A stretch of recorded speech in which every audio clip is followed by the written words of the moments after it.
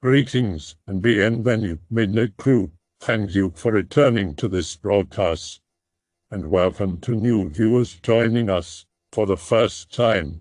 If you like a video, then feel free to subscribe. Okay, so I have posted about this on /x/ before, but no one really cared then either. But anyway, my mother has been telling me stories about this thing she and her brothers call the man since I was a kid. Well, to be fair, when I was a kid she was telling other people, and I was too stupid to leave when she told me to. Apparently, he is something that has been haunting my family since my mother was little. So my mother first. She has never gotten along with her mother.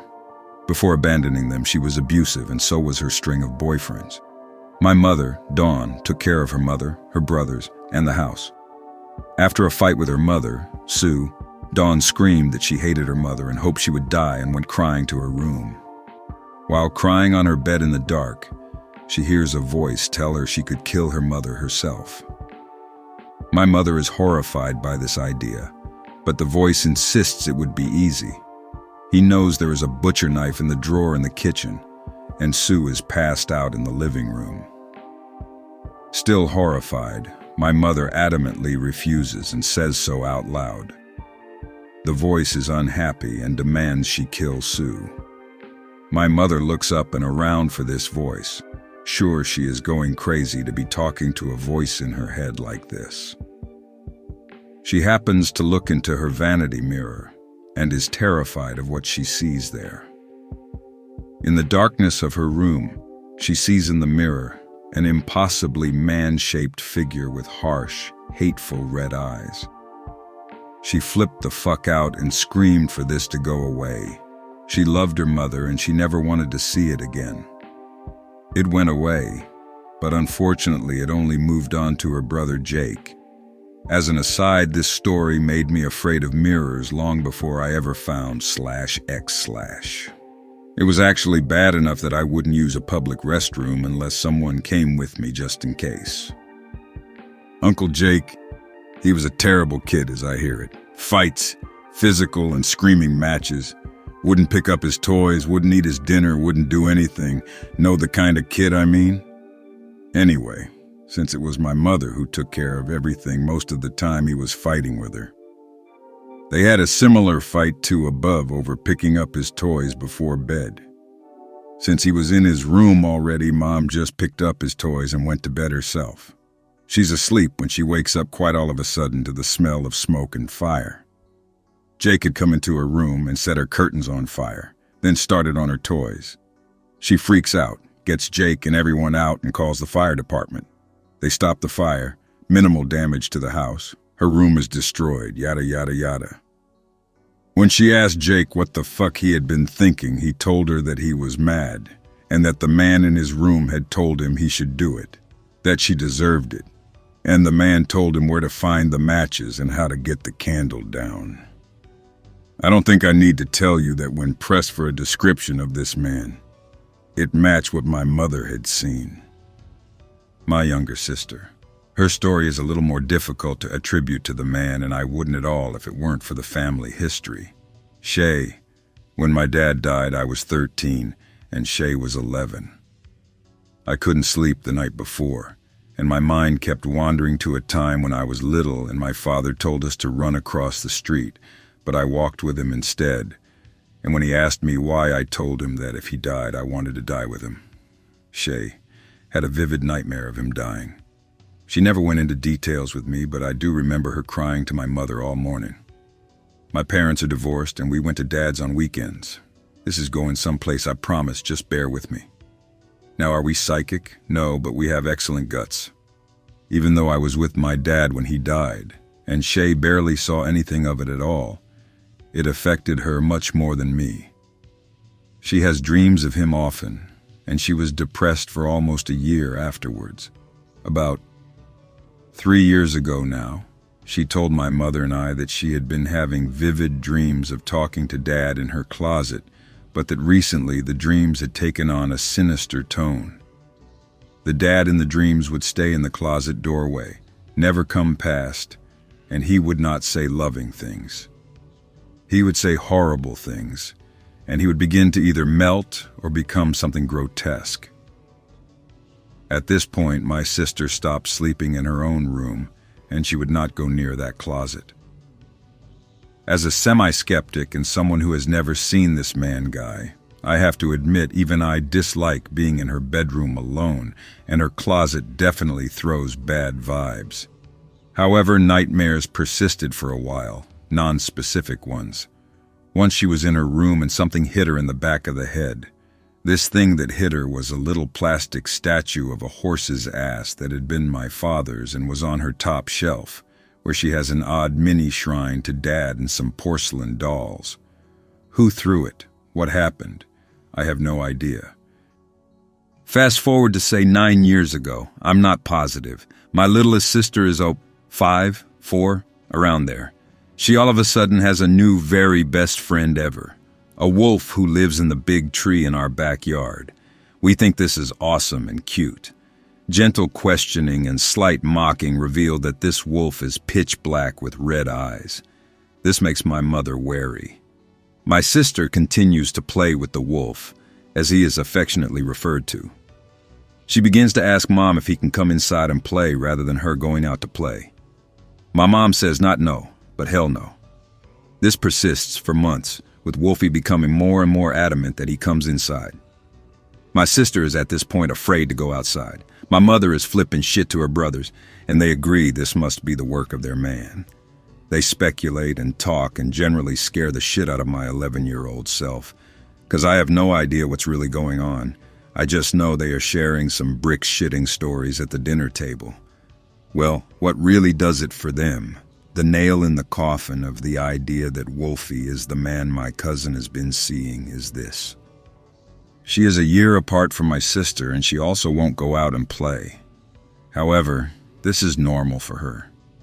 What isn't normal is the way she stares at the tree out from the kitchen door.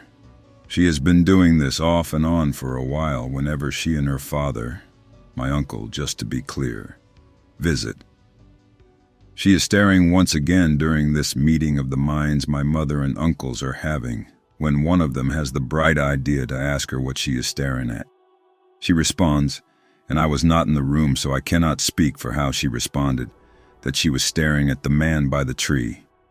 Prompted as to what this man looks like, guess what? Red eyes, black clothes, shadowed features. Now everyone is flipping their shit, but no one knows what to do about it, so everyone goes back home, to wherever they are staying. Only one of 3 uncles live in the same state as my mom and us. The one with the daughter. Eventually, the other uncles return home, and we just don't let the little ones play outside anymore. 'Cause really, honestly, what the fuck can you do about this kind of thing, right?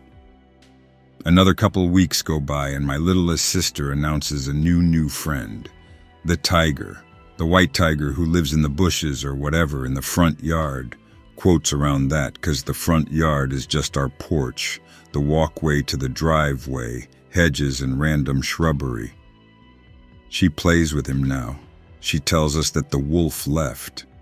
Just simple and casual like that.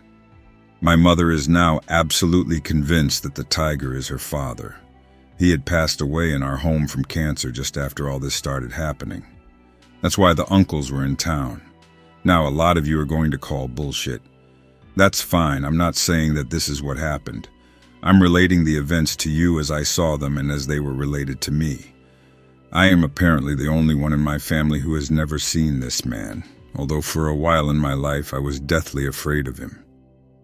As for me, one weird ghosty thing happened to me once, but it was pretty untraumatic and nothing has happened since. I have never seen or heard this man Wolfie had horrible melting dad nightmares or anything like that. Actually though, now that I am thinking about it, I am told that I have been trying to kill my sister, Shay, since the day they brought her home from the hospital. Apparently, I laid on her in her bassinet that day, twice, in effort to get rid of her. I have been told that as children I cut all the hair off her head because I was jealous of her curls. I was told that I used a sharp pencil to slash her top and bottom lips open, and that once I stabbed a screwdriver into her knee during a fight. Those last two she actually has scars from, and she still has trouble with the knee. The thing is, I have no memory whatsoever of any of those things happening. I find this somewhat disturbing, and who knows? Maybe that's the man working through me directly. Hell do I know. Well, I live in Florida, so my backyard is basically a screened-in patio with a pool and a jacuzzi. Don't want to sound like a douchebag, but I need it to explain.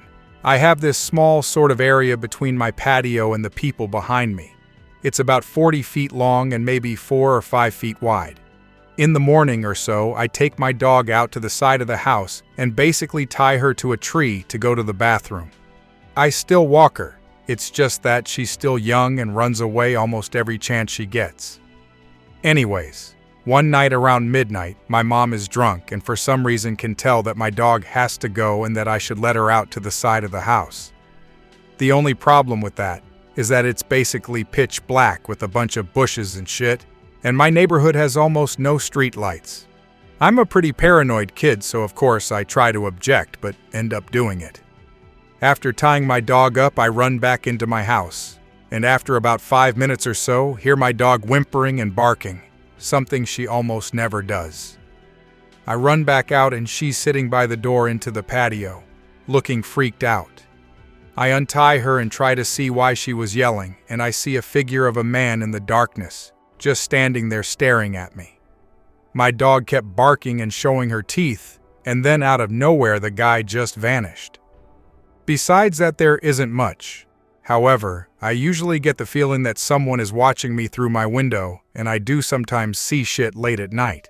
But that's probably because my eyesight is fucking up from being on the computer so much, and I haven't went to an eye doctor yet.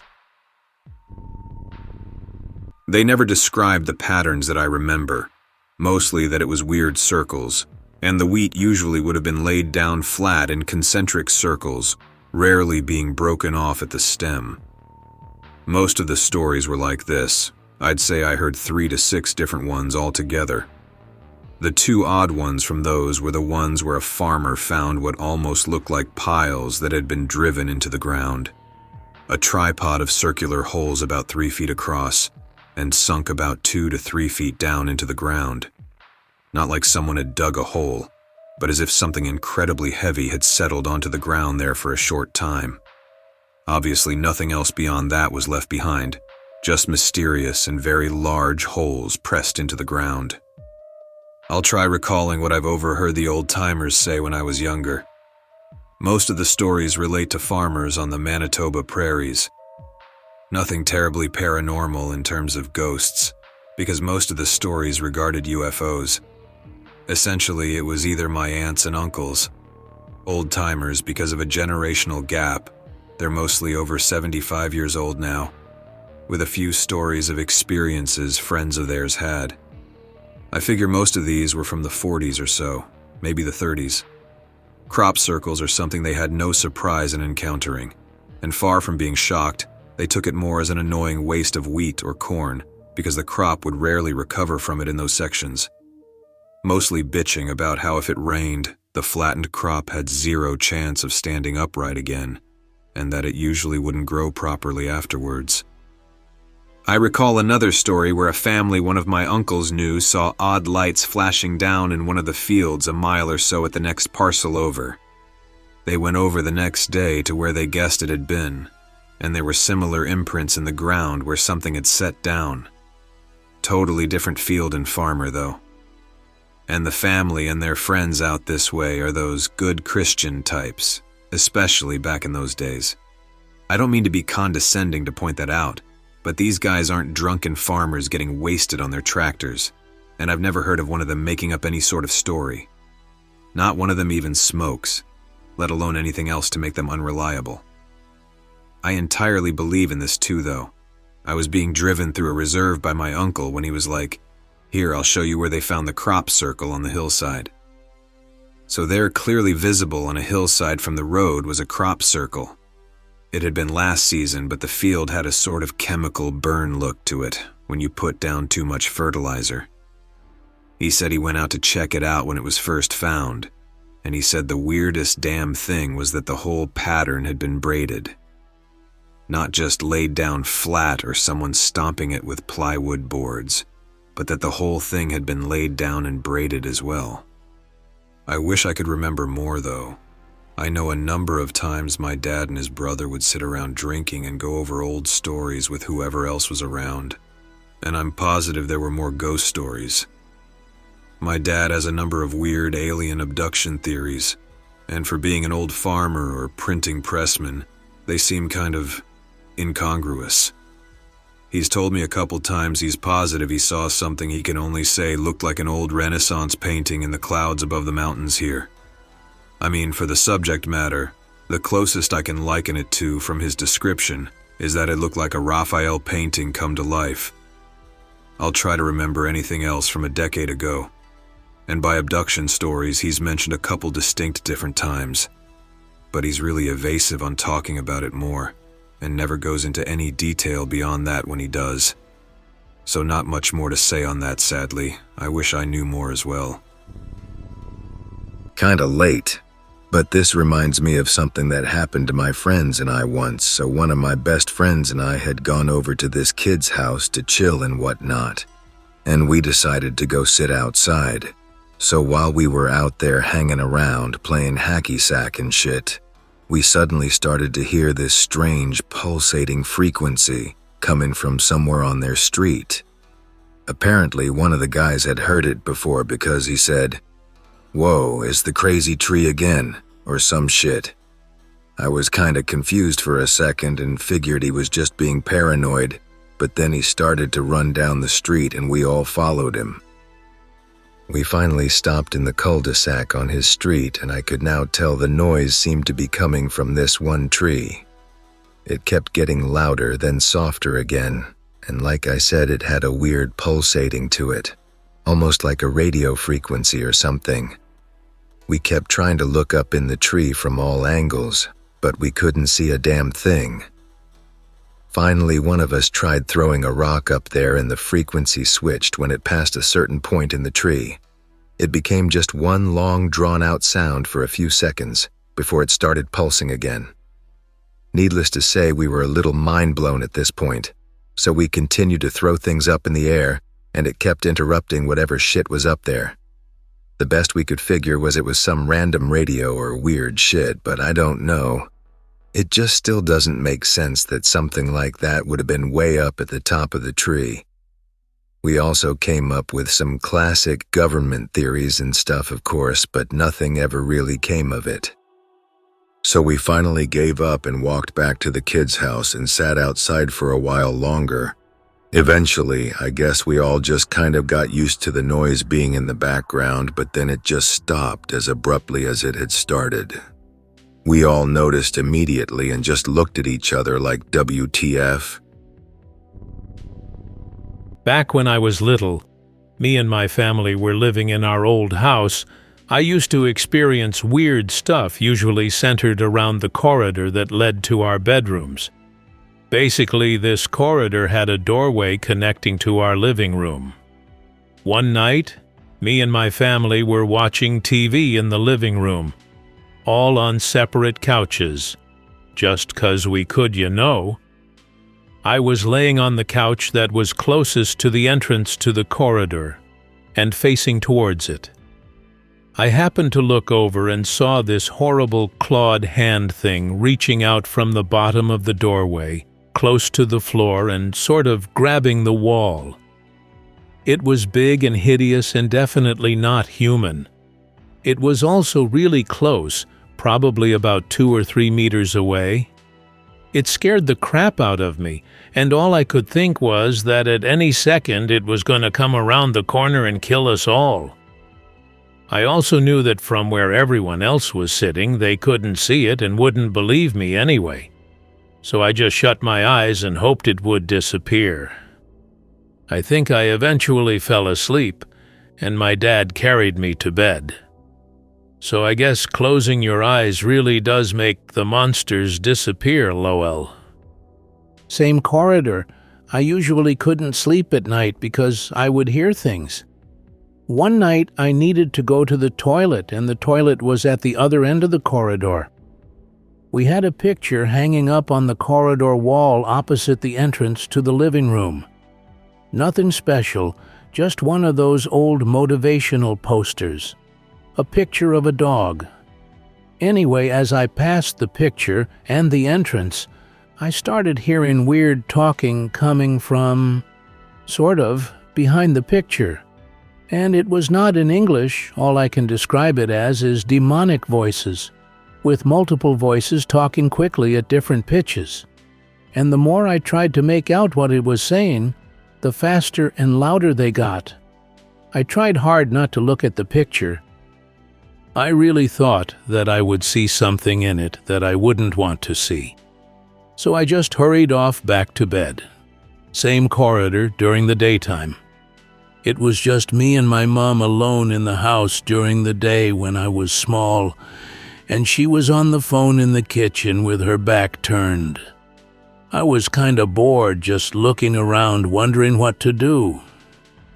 I happened to look at the entrance to the corridor and saw a small, black, shadowy figure hover, past the opening, heading in the direction of my brother's room. My brother was at school at the time, so it wasn't him. And this thing was a misty, semi-transparent sort of thing. I'm going to tell you about the evil dog.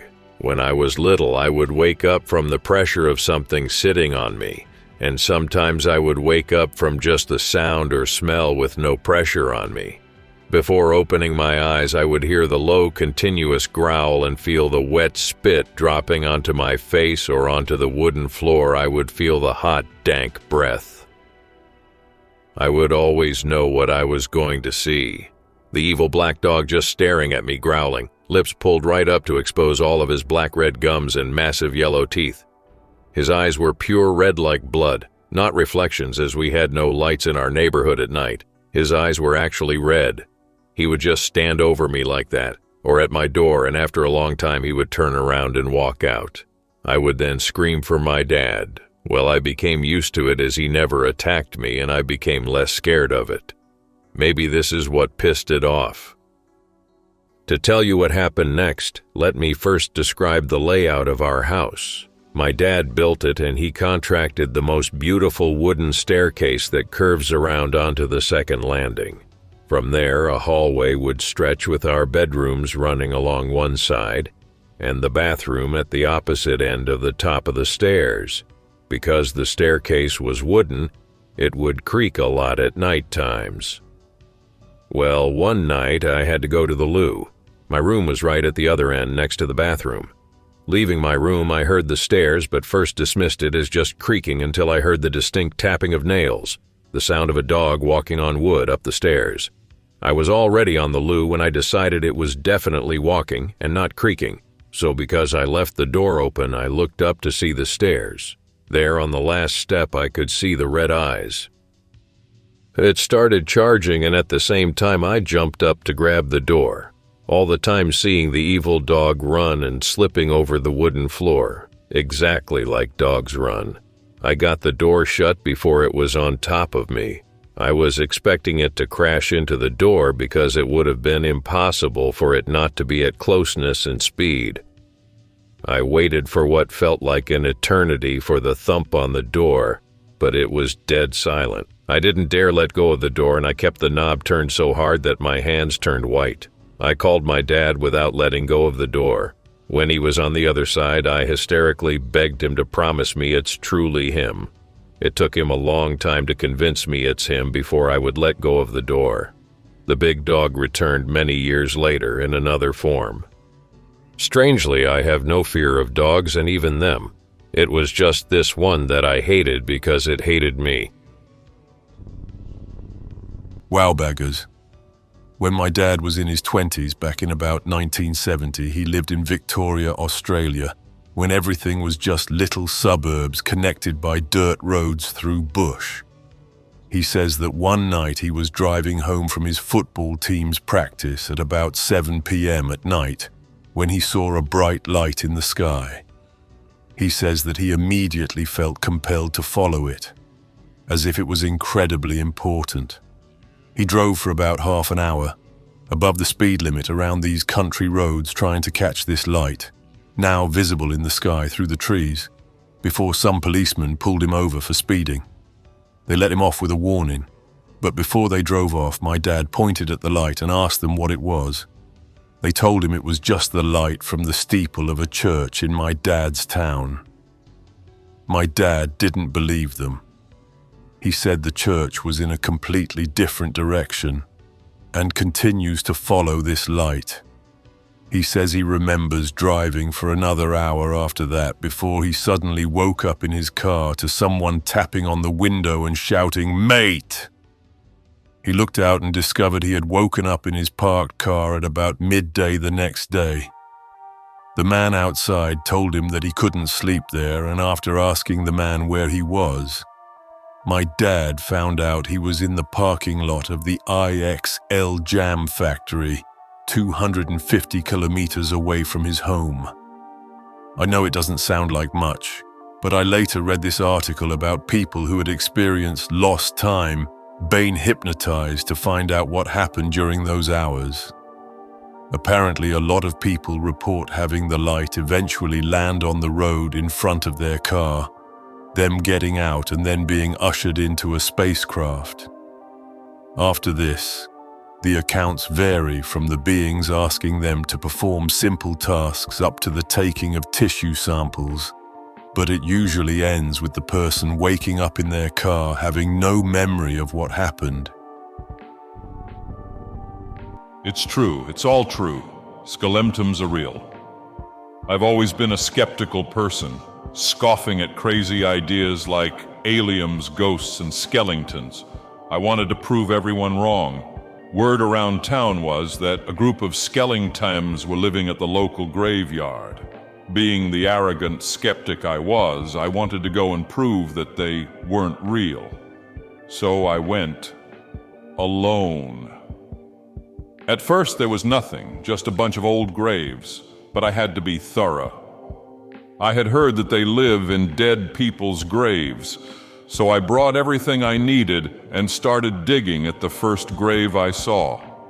When I got down to the moldy old casket, I got my crowbar and camera ready, prepared to reveal the truth. Only I was wrong, dead wrong. I opened the casket and my heart sunk. There it was, staring right at me with a blank, terrifying stare. I froze. I didn't know what to do. It just sat there grinning at me. I ran as far as I could. I haven't turned on any lights or left my home for the past 48 hours. Even now, I feel as if it's watching me. I was told they enter your body and take control of you from inside. I just chopped my arm off, and sure enough, there is one inside me. I can see its evil bone. I'm bleeding everywhere, starting to feel lightheaded. It must know I'm onto it. You have to know the truth. I have to tell you before it's too late. I hope that you enjoyed tonight's broadcast. If you enjoyed tonight's story, then please subscribe to the channel, as more Greentext will appear daily. A new broadcast will appear when the clock strikes midnight Central Time.